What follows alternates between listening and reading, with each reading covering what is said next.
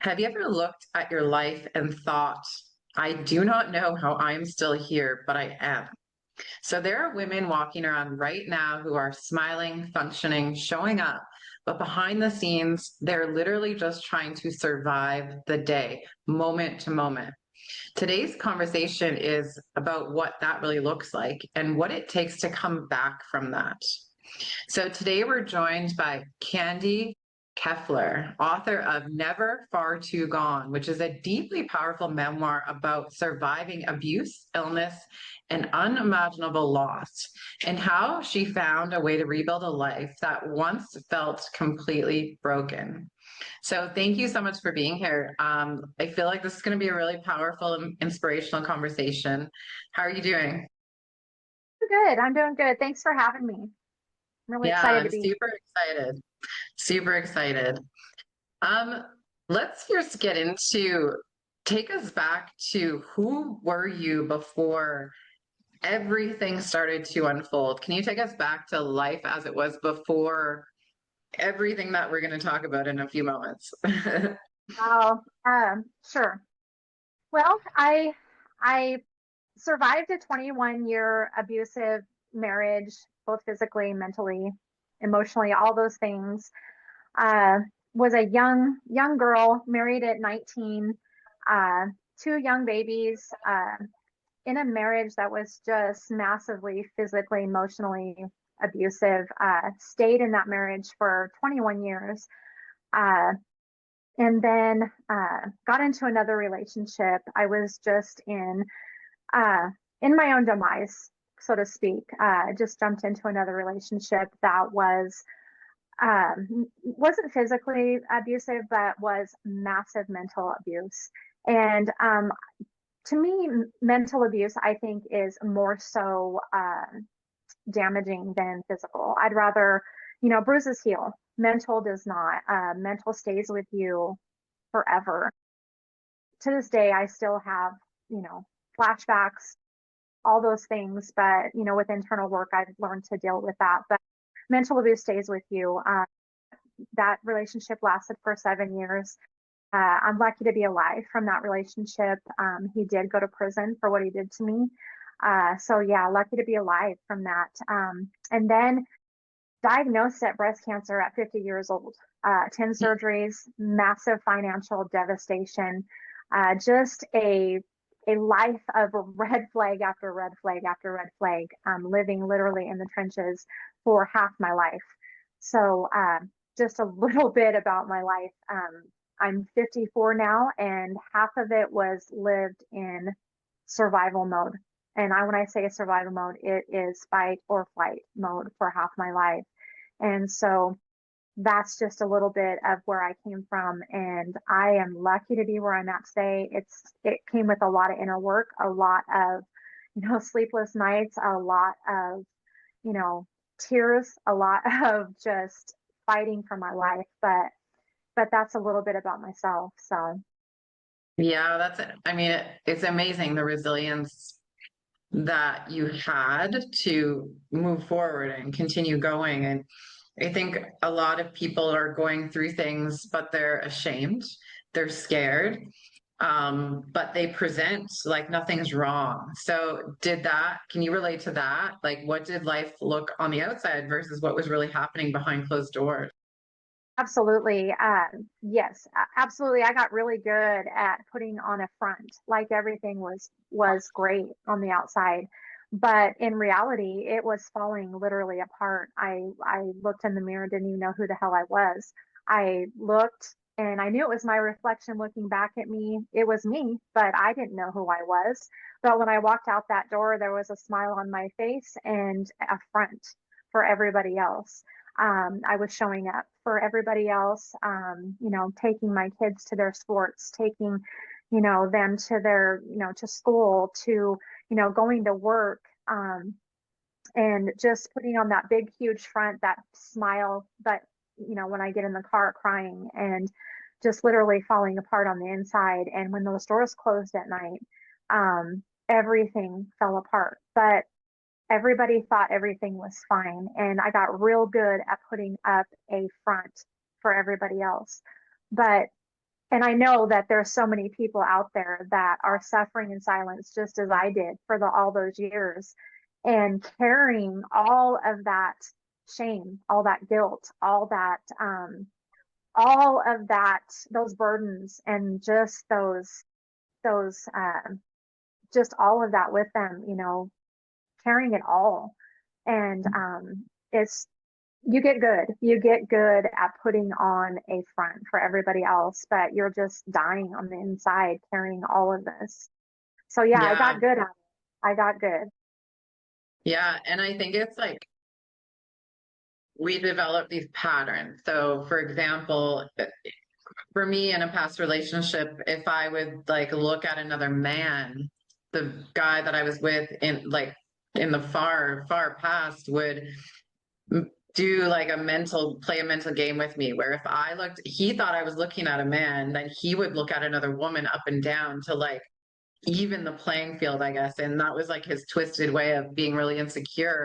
But to this day, when there's like a really attractive man who's like, maybe he's coming up on the sidewalk and we're going to pass, like that situation still affects me. Like I'm Right. like, oh, I can't look or I shouldn't be looking because this is going to bother, but I'm not even with this person anymore. So the body remembers those patterns and it takes such a long time to unwind from that. And I'm not a doctor and I'm not a I can't diagnose somebody, but I do know that the body starts to shut down because being in constant stress mode, inflammation continues to build up. And maybe illness was the universe's way of saying to you, okay, this has got to give, like something's got to change, Right. and that's Right. where the true healing comes in. Um, yeah, that's absolutely crazy. So going from survival mode to healing, let's talk about that. So what does that look like and how did you get out of that relationship? And like, tell us more about your story. My marriage was, I mean, we just grew apart. There was so much, like I said, so much abuse and so much, married young, so much abuse and so much, cheating. And there was, addiction played a part. And, I'm not,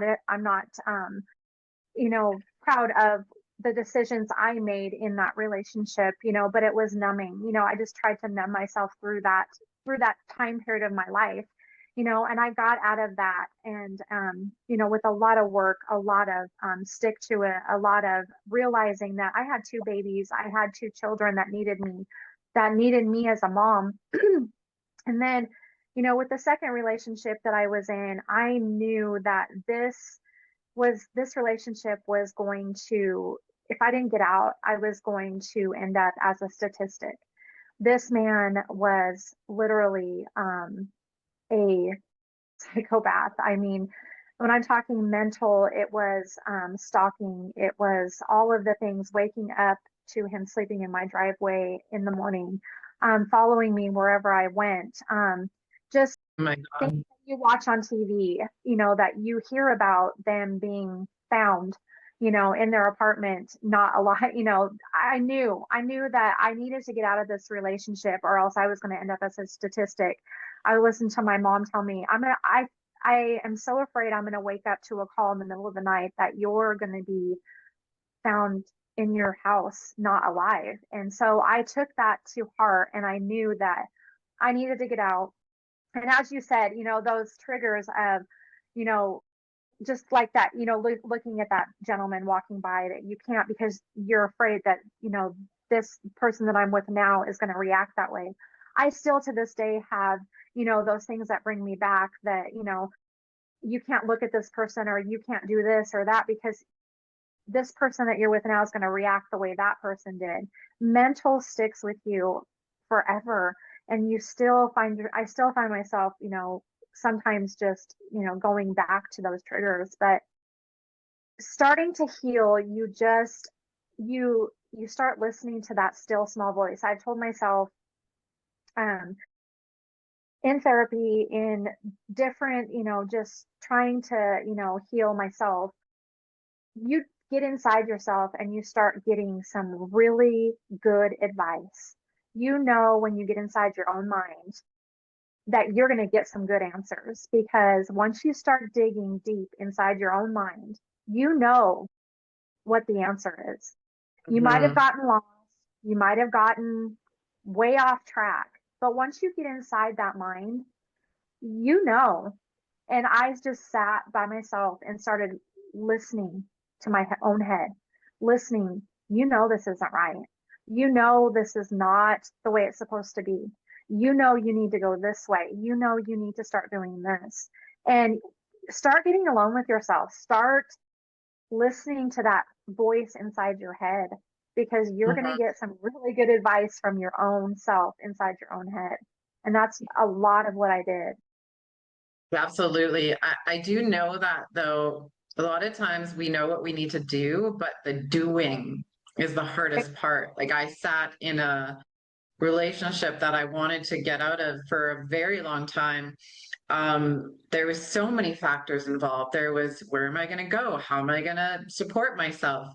Um, I had no idea. Like the path just seemed so difficult to get out. Yet every single day, it was like the universe was making it harder for me to live in that situation. Like it was like little things like I started a new job at home. I need an office space and now the internet's not working. But in order to fix it, we have to dig up the wires. Like stuff like that started happening where I would be on a call and internet would cut out and I'm like, oh my gosh, like not only is it hard to live like this, but now the universe is like making it impossible until I just couldn't take it anymore. What was your breaking point and how did you end up changing? Red flag after red flag. Just being completely broke, for one. I mean, we were always broke. I mean, no money for anything. The man, drank every single day. Um, couldn't hold down a job. I was the only one working. I wasn't making enough to pay the bills. Um, just a I think the breaking point for me was being diagnosed with cancer. It was the red flag that I finally got given. I mean, all the other red flags weren't making it for me. I mean, the cheating, the the you know, the financial crisis, you know, living in complete chaos and destruction. And I mean, all those red flags weren't enough for me. But being diagnosed with cancer, it was like, okay, if this isn't a, the complete red flag for me to change, then I don't know what is.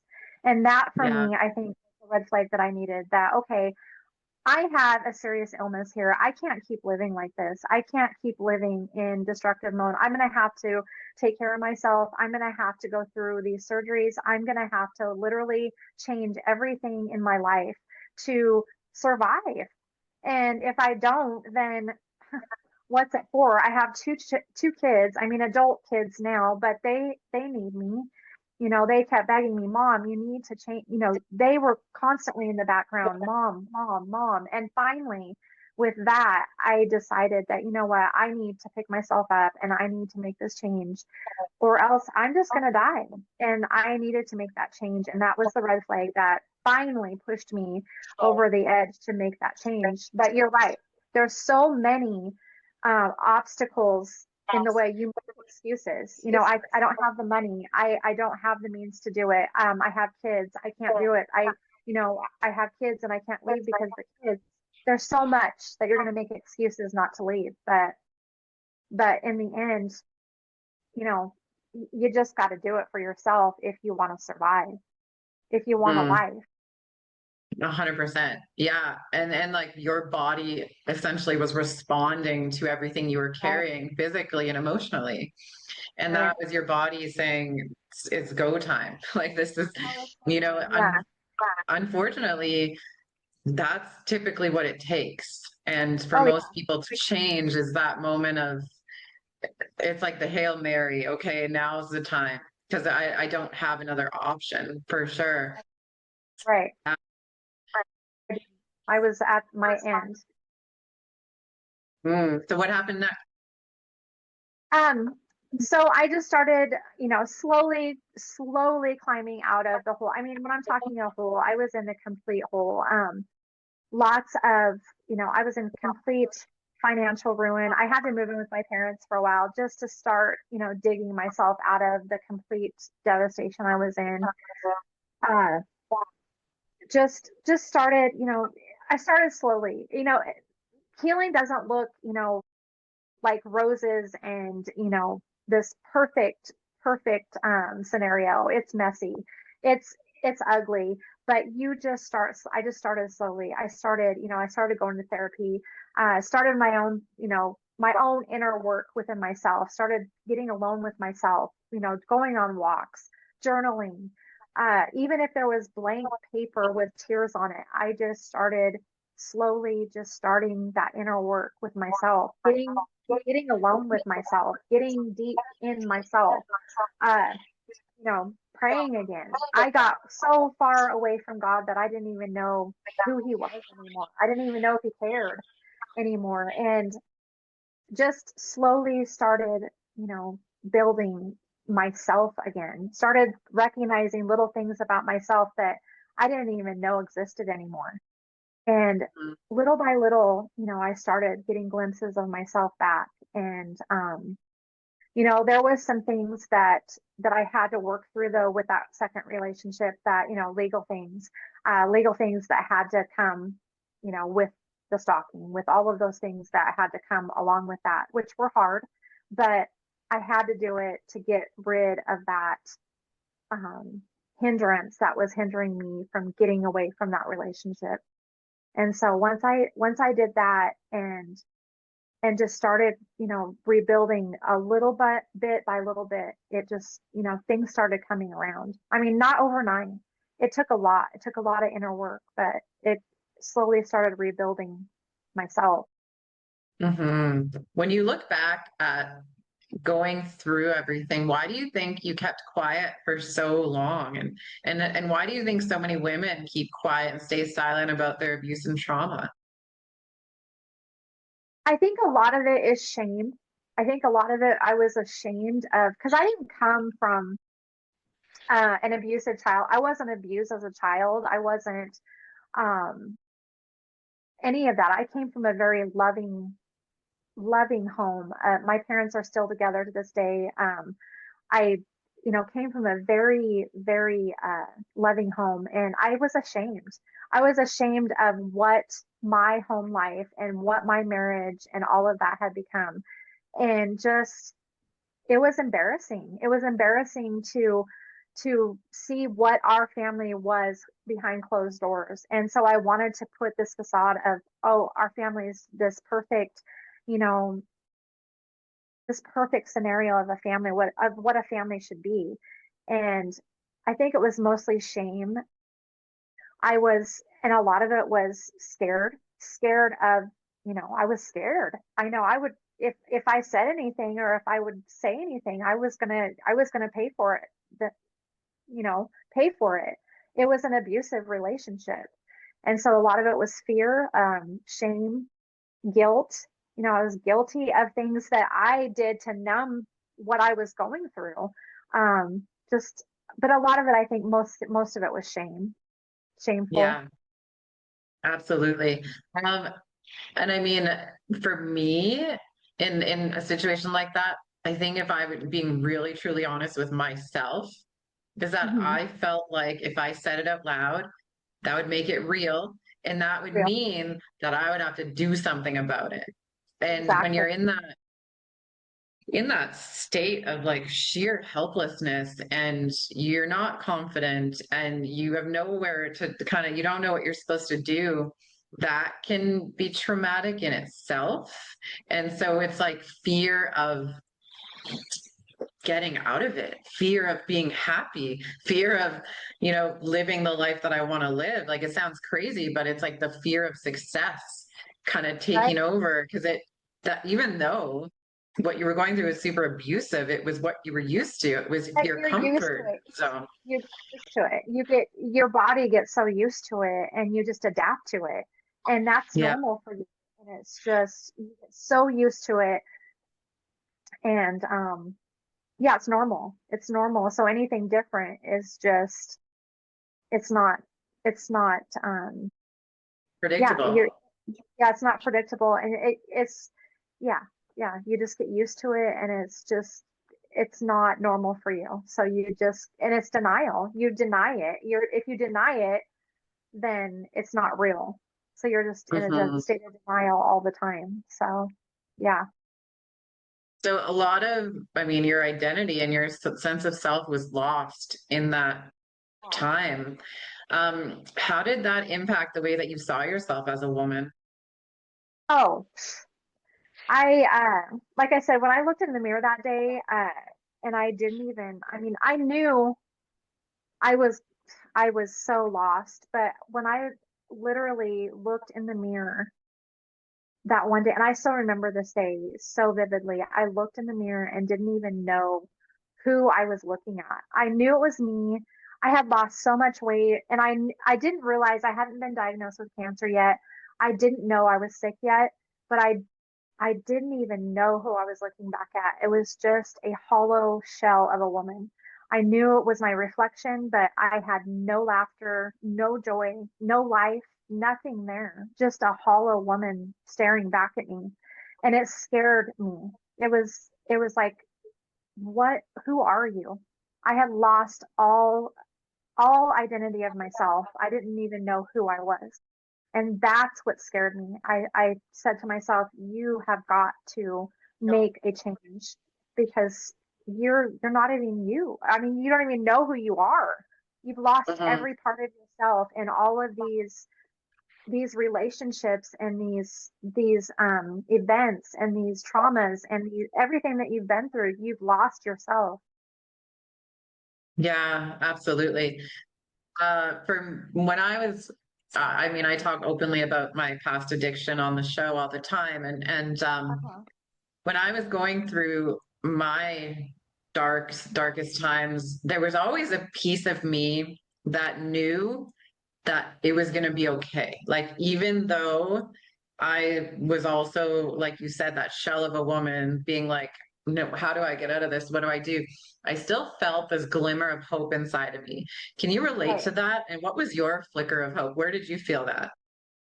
I do. I mean, like I said, I there was addiction in my marriage when I just wanted to numb everything. I mean, it started with drinking. You know, my husband is an alcoholic. My ex-husband is an alcoholic, and it was easy to just join and drink with him. But then after that, after a while, that wasn't enough. So it started being, the other things, and to numb everything. But I always knew that this wasn't, I knew that I didn't have to do that. I knew that it wasn't something that was going to be something that I was going to fall into um, forever for me. It wasn't going to be like an addiction, like I was an addict. It was something that I was just using to numb something through this. So I always knew that there was a hope there was always that glimmer of myself going through that. If that makes sense. I don't know if that makes sense, but Mhm. I never felt like I was going to go through down that road of, having to go to rehab, anything like that. I just knew that it was just a numbing mechanism for me just to get through just to get through what I was going through with this relationship, and For I sure. felt like, yeah, and degraded as a woman, with his cheating, with all of everything, the name calling, the beating, all of it was just degraded as a woman, didn't even feel, worthy as a woman, you know. Yeah, absolutely. Did faith play a role in your recovery at all? Oh yeah, absolutely. Absolutely, it did. It did. It always was there. There was that little still small voice in my head, that said, "What are you doing? What are you doing?" And this isn't right. What are you doing? You don't need, yeah. And then also at, healing, through everything that I'd been through, there was always that. God never left me. I left, I swayed away. I backslid so far that I didn't even know where I was. I thought that God had left me. No, I had backslid so far that I didn't even know where I ended up. But he Hmm. had never left. He was always there. It's just that I had gone so far that um I'm sure he was just waiting for me to say, all right, you're back, you came back, so Exactly. so Yeah. So what does life look like for you now? And how did you survive the cancer and the surgeries and yeah, where are you at now? oh my gosh. My life is absolutely I can't imagine. Looking back, I never would have thought that I would have the life I have now. I am with my lifetime partner that I've been with for the last 3 years. It'll be 3 years this year, but I have peace in my life again. And peace is something that I prayed for every single day. I literally laid in bed at night and I would just pray to God, please just give me a little bit of peace in my life. That's all I want. I had none. I had no peace at all. There was just chaos and, you know, just I never knew what the next day would bring. I was always on high alert for the next thing that would come up. Always tense about what would happen next. I just wanted peace, and I have that now. Uh, and with an amazing man that is loves me for who I am, um, everything about me. Uh, I I'm cancer free. This year will be 4 years cancer free. Amazing. Had to go through 10 surgeries to get there. Uh, Massive financial debt, but we got there. We're working through it. But just God is amazing. It's amazing that it took a lot of work, took a lot of internal work, a lot of just having that faith and that belief that, never losing hope. Hope is the oxygen to survival. I'll tell you that. If you do not have hope, it will suck everything from you. You've got to have hope. I know it's hard to have it when you're going through, all of those things. I don't know what your story is or what you're going through, but if you don't have hope, it will suck every single thing away from you. It's the oxygen to survival. So with the hope I had, I never lost it. I always had it. I always had that little glimmer of hope going through all of those dark valleys and those, everything I went through. So my life's amazing now. I I never will look back. I mean, like I said, there's always those little triggers that will come up here and there, but with the work that I put in and, all of the hard work that I put in, I've learned to deal with those when they pop up and, you know, so Yeah, that's amazing. So for everyone probably is wondering how you met your current partner that you're so happy with. I know when you well, like choose yourself and God, like then all of a sudden the universe starts delivering you amazing things. So tell us how you met. it was 3 years ago on Memorial Day weekend. Friend of mine that I hadn't talked to for over a year. That's another thing. When you start working on yourself, you set boundaries. You set boundaries with yourself and you just get alone with yourself and you just start you kind of recluse a little bit and you kind of just, you just start, getting alone with yourself and just start really setting boundaries. And I had, done that and I hadn't talked to this friend for a year and she had heard that I had cancer. I went through all my cancer stuff and she had reached out to me and she had recently gotten divorced and she had met somebody and lo and behold, my my partner now is best friends with her husband now. And so she invited me up to our cabin, which is my significant other's cabin, and invited me up to spend a weekend up there. Just they were going to barbecue and just hang out over Memorial Day weekend. And at first I said no, I didn't want to do that because when you're healing, small talk and all of that, just you're not into it. You just don't. No. You're just not into it. It's just not. It's just too much. And I at first said no, but then something in me just said, just go. You haven't seen her in a year. Just go visit, go have some fun. And so I went. And as soon as I met Jason, is his name, my soul, our souls connected. I wasn't looking for anything. He wasn't looking for anything. He had been through some things as well. He is an old soul. I'm an old soul. And we just connected, not with butterflies, not with any of that. It was just soul talk. It was talk. It was, we just connected, and it's, that's how we met. And we've been together ever since. I mean, after that day, he didn't call me for 2 weeks. We just talked and we left. And then I got a phone call 2 weeks later and he asked me out on a date, and we've been together ever since. So it's That's just, amazing. that's how It's such God a works. happy ending. Yes, yes, yes. Yeah. What would you say to the woman out there who feels like they're trapped and hopeless right now? I would tell her to, first of all, take a breath, be easy on yourself, but take a walk. Take a walk with yourself and just get inside yourself. Get inside yourself and just kind of examine where you're at in your life. Set some goals for yourself. Set some goals for your life, not for anybody else, but for yourself. You have one life. We all have one life. We are here for a short time, very short time. Um, in the grand scheme of things, it's a really short time, and you're meant to live a fulfilling, beautiful life. And if whatever you're going through, if it's not serving you peace and happiness and joy, examine it, examine it and realign it to where it should be. I know it may not be easy in the situation you're in right now, because believe me, it's most of the time it's not.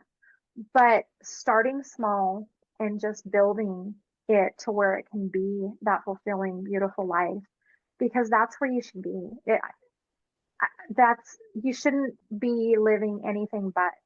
I mean, we all have one life. That's it. And you should be living that. I mean, we Mm, all should. We all deserve it.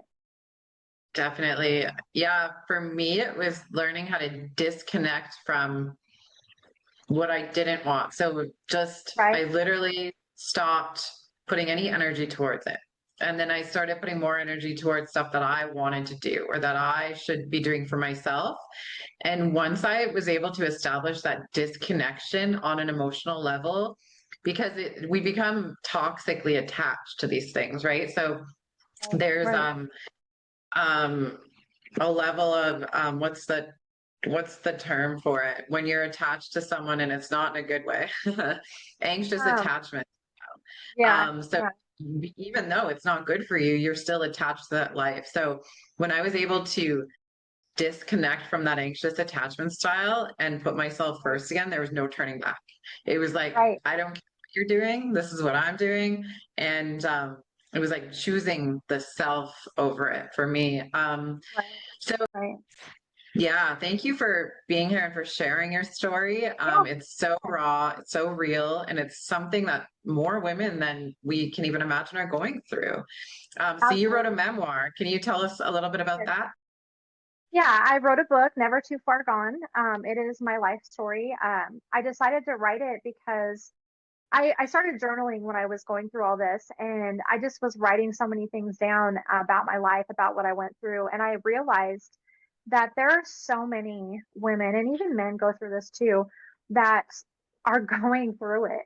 And I decided to write a book about it. Write a book about it because I made it my mission to reach as many people as I can, that no matter what you're going through, no matter what it may be, abuse, traumas, medical traumas, whatever it is, you are never too far gone to live a beautiful, fulfilling life. You're always able to, recover from whatever it is that you've been through. You don't have to be ashamed of what you're going through, of what you've been through. You can always make it out. You can always get to the other side. I never thought that I'd be living the life I am now. the years ago, but I got here and I'm here and I'm proof that you can do it. It takes some work, but you can do it. And so I wrote my book, and so yeah, I'm hoping, I've it's already gotten into a lot of hands. I've talked to many people, gotten a lot of great reviews on it, had great conversations with people. It's been really good. So Amazing. So where can people find more information about you and your book and what you do? yeah, I have a website. It's candikeffeler.com. And then my book is on Amazon. It's also on Barnes and Noble. You can find it. If you just Google Never Too Far Gone, you'll be able to find it. It's on several different platforms. So, Amazing. Well, thank you so much again for being here. I think it's amazing that you've been through all that and you're able to show up today and in front of a large audience and tell your story. I think that says a lot about who you are as a person. So thank you for that. Do you have any last minute thoughts you want to leave the audience with? I just want to let everybody know, no matter what you're going through, I know it's hard. I've been there. I know that they're, laying in bed at night, crying out for some peace in your life. Uh, no matter what it is that you're going through, I've been there. I know what it feels like. You can get out. You can make it to the other side. And no matter what it is, you guys, you're never too far gone. Go read my book. It gives you, I hope you find some inspiration in it, some encouragement. It's why I wrote it. I know what it feels like. And just, you're not too far gone. So, Amazing. Well, thanks again for being here. yeah, thank you for having me. And you're going to be doing a series with us. So we'll be Yeah, digging deeper into your yeah, story in the upcoming episodes. So I'm super excited for that. excited. I'm excited. Amazing. And to our audience, thank you so much for being here. It's something, today's conversation was something that so many women need to hear because it gives language to what you might have been living in silence or you are living in silence. So if this episode resonated with you, make sure to check out Candi's memoir, Never Too Far Gone, which will be linked in the show notes. And if you're in a season where life feels broken, remember what Candi said. You're not too far gone, not even close. And if this episode may benefit someone you know, please send it to them, share it with them, and leave a comment. We do read them because the more people that hear this, the more people that may be inspired to change. So stay tuned for the next episode. Thanks for being here. Bye, everyone.